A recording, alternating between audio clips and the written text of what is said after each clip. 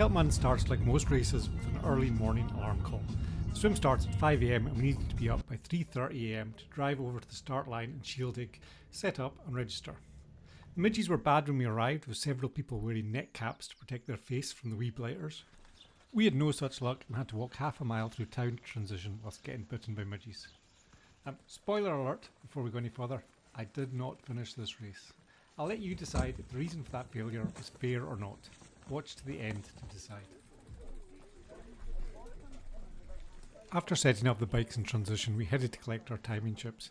These need to be on you at all times for the bike and run leg. It was then just a case of heading to the swim start and getting in the water. Although that was at the other end of town, so it was another half-mile walk to get there. The weather was perfect for swimming and for midges, being warm and calm. The water temperature was fine too, at least being in the low teens, if not nearly 15. I didn't feel any chill at all in the water. Unfortunately, this also meant the water was in good conditions for jellyfish, and the not-so-wee underwater blighters were visible right from the start. I wore gloves, boots and a hood, so that the only skin on show was my chin, and that did the job. While there were thousands of jellyfish, they didn't cause any problems, as they would just bump like a soft football against the rubber of the wetsuit and clothes when swimming. The midges were waiting for us in transition, so I got changed quickly. My brother got out first and then quickly realised he'd forgotten the battery for his bike gears. His race was now over. Oh, swim done.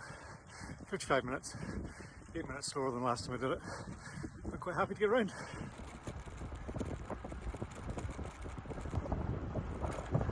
The Alpha Naba boasts the greatest descent of any road in the UK. It begins at sea level and rises to a height of 626 metres. It takes 6 miles to get from the sea level to the top.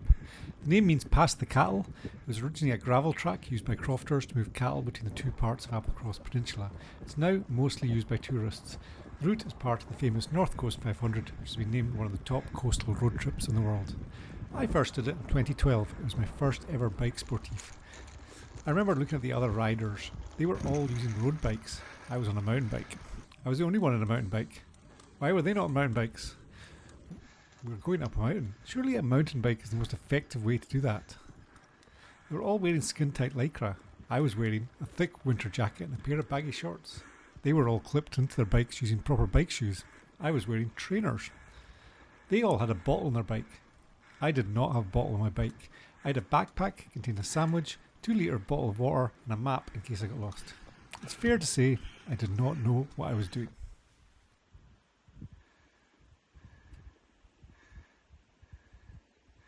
Conditions were perfect, but I was a bit concerned that there wasn't many other cyclists around.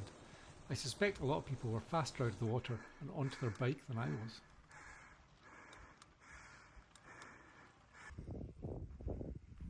I stopped a couple of times near the top just to take some videos. It wasn't for a rest. No, definitely not for a rest.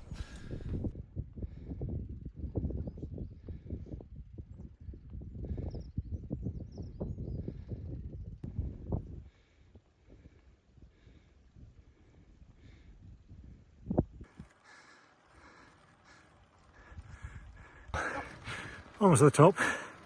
I actually didn't feel too great on the way up. So I had to stop and have a breather to make myself feel better, but hopefully I get a rest on the way down.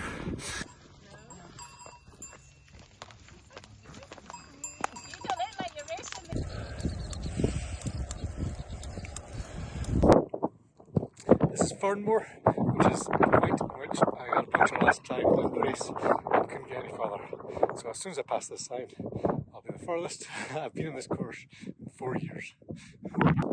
We're making progress. That's 35 miles in 3 hours 5 minutes.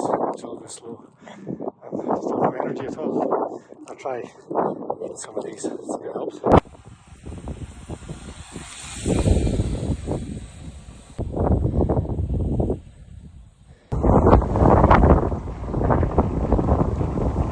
Oh, made it onto the main road. Bumped into my friend Mark there, who's had a slow puncture, so that was good. Nice to have some company for a while. And bumped into another guy with a full puncture, so I stopped and fixed his tyre for him. But Mark had to head on because he didn't want to hang around just in case he did have any problems. So hopefully quite straightforward to finish now.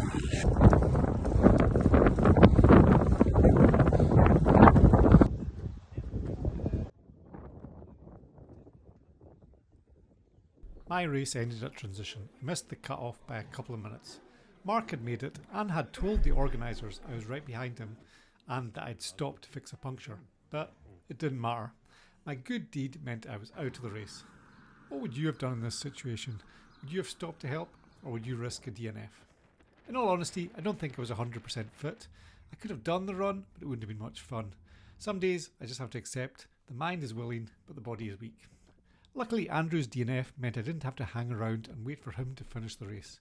We got a snack and some tablet, and it meant the rest of the day was free, so we went for a tour in the car and then went to dinner, Gilly Brie in Lower Diabig. The food here is amazing, and the road out to it is one of the most stunning in Scotland. If you're ever in Tordon, make sure you come here. And if you're really rich, maybe you could do what one person does and fly here in a seaplane. Or is it a loch plane if it lands in a loch?